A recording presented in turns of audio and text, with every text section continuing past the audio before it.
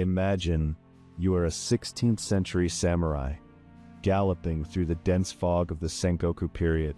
You've been in the saddle for 14 hours, your armor weighs 30 pounds, your katana is slick with rain, and your stomach is a vacuum of raw hunger. But you don't stop to build a fire. You don't pull out a sandwich. Instead, you reach down to a small, sweat-soaked pouch, bouncing against your hip.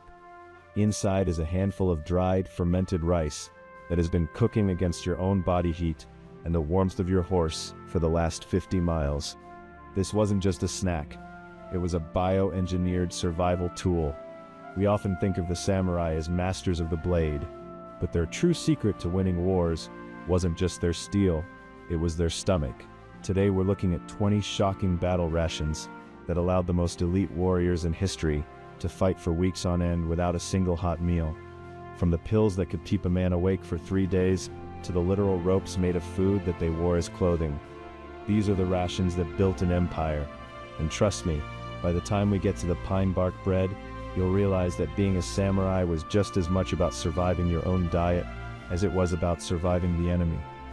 Let's start with the cornerstone of the samurai diet, Hoshi-ii, or dried rice. This wasn't your typical grocery store rice. To prepare it, samurai would first steam the grains, and then sun-dry them until they were hard as tiny pebbles. The genius of Hoshi-ii was its versatility. You could throw it into a pot of boiling water to make instant rice, but in the heat of battle, you didn't have that luxury. Instead, samurai would keep the rice in a pouch tied tightly to their waist. As they moved, their body heat and the humidity of the Japanese climate would slightly soften the grains. If they were on horseback, the heat from the animal would accelerate this process.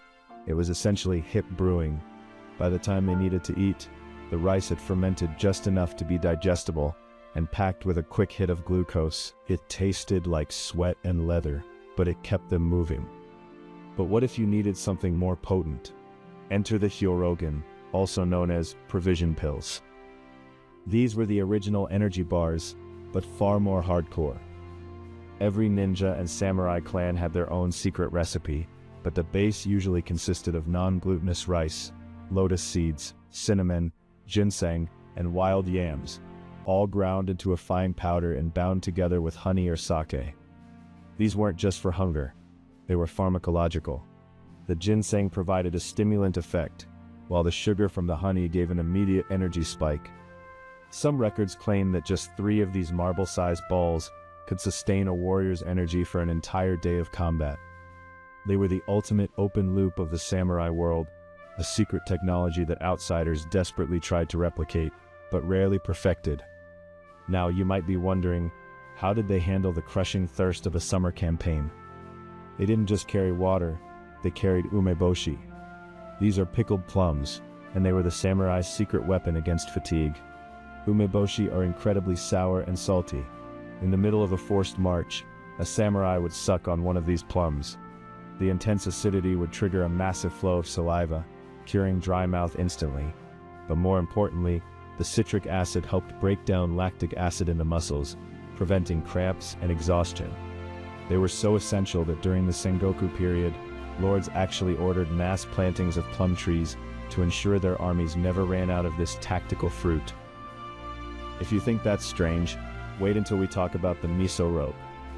Miso is a staple of Japanese cuisine today, but for a samurai, it was a piece of equipment. Carrying heavy ceramic jars of miso paste was impossible on the battlefield, so they got creative.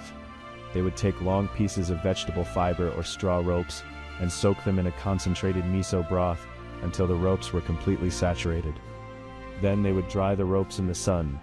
When it was time to move out, the samurai would simply tie these miso ropes around their waist like a belt. When they reached a campsite, they would cut off a piece of the rope, drop it into a bowl of hot water, and the miso would rehydrate, creating an instant nutritious soup. They were literally wearing their dinner. This allowed for incredible mobility. A samurai didn't need a supply wagon if he was wearing 3 days' worth of protein around his gut. Speaking of protein, we have to talk about katsuobushi. You might know these as the paper-thin fish flakes that dance on top of takoyaki. But in the 1500s, katsuobushi was known as victorious fish. It is skipjack tuna that has been smoked and fermented until it is as hard as a block of wood. In fact, katsuobushi is technically the hardest food in the world. Samurai would carry these wooden fish blocks as small plane or knife. They would shave off thin slices to add salt and protein to their rice. The fermentation process meant it would never spoil, even in the humid Japanese summers. It was the ultimate shelf-stable muscle builder. But what happened when the elite rations ran out? What did they eat during a 6-month siege when the granaries were empty? This is where things get dark. Samurai were trained in the art of mokusaku, or eating the forest. They would strip the outer layer of pine trees to reach the inner white bark, known as the cambium. This was pounded into a flour and mixed with whatever rice dust was left to create a bitter, woody bread. It was barely digestible and offered very little nutrition, but it filled the stomach and stopped the cramps. They would also dig for the roots of the kuzu vine, a source of pure starch that could be turned into a jelly-like substance. In the desperation of a siege, the line between a warrior and a forager completely disappeared. Let's pivot to something a bit more refined: sake. We think of it as a drink for celebration, but on the battlefield, it was a multi-tool. It was a disinfectant for wounds, a way to purify questionable water. Before a major charge, it was common for a commander to share a cup of departure with his men. This wasn't just about getting a buzz. It was a ritual that bonded the men together and provided a small numbing effect for the horrors to come. However, one of the most underrated rations was the simple soybean. But the samurai didn't just eat them boiled. They carried roasted soybeans, which were light, packed with protein, and acted as a slow-release energy source. More importantly, they were the precursor to natto. Legend says that during a campaign in the 11th century, samurai were attacked while boiling beans. They quickly packed the hot beans into straw bags and fled. Days later, when they opened the bags, the beans had fermented into the stringy, pungent natto we know today. They ate it anyway, discovered it gave them incredible stamina, and a new staple was born. It was high in vitamin K2 and probiotics, which kept their digestive systems functioning even under the extreme stress of war. Now imagine the logistics. A samurai didn't just carry food for himself. He often had to manage his horses' rations too. Horses were fed a mixture of boiled beans and rice straw. In some cases, if the army was starving, the line between horse food and human food became dangerously thin. But the samurai's ability to compartmentalize their needs was legendary. They would carry a uchigashi, a small, hard-pressed cake made of toasted flour and sugar. This was the emergency glass of rations. You didn't eat it because you were hungry, you ate it when you were about to collapse. As we look at these 20 items, from the miso rope to the provision pills, a pattern emerges. The samurai diet wasn't about flavor, it was about chemistry. They understood the need for salt to replace what was lost in sweat. They understood the need for fermented foods to keep their gut biome healthy when they were drinking from muddy streams. They understood that a warrior who can go 4 days without a fire is a warrior who can outmaneuver any traditional army. Even their snacks had a purpose. Dried chestnuts or kachi-guri were a favorite. The word kachi sounds like the Japanese word for victory, making them a lucky food. But practically, they provided complex carbohydrates that took a long time to break down, giving the samurai a steady stream of energy rather than a sugar crash. They would also carry dried octopus or squid.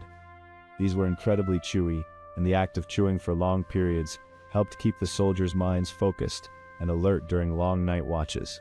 It's the same reason modern fighter pilots chew gum.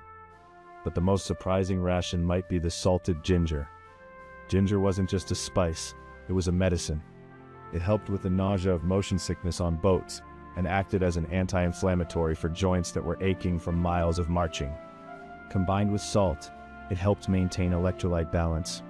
When you look at the total kit of a samurai, they were essentially carrying a mobile pharmacy and a high-tech laboratory on their hips. So why does this matter to us today? Because the philosophy of the samurai ration is the ancestor of the modern MRE. The focus on portability, shelf life, and functional nutrition is what allowed these warriors to redefine the limits of human endurance. They brewed their food on their hips, not because it was easy, but because it made them unstoppable. They turned the necessity of eating into a tactical advantage. The next time you're feeling tired after a long day, just remember, you didn't have to spend the day riding a horse. while your lunch fermented against your leg. If you found this deep dive into the hidden logistics of history fascinating, make sure to hit that subscribe button and turn on notifications. We've got more stories coming about the brutal reality of ancient warfare that you won't find in the textbooks. Until next time, stay hungry, but maybe skip the pine bark bread.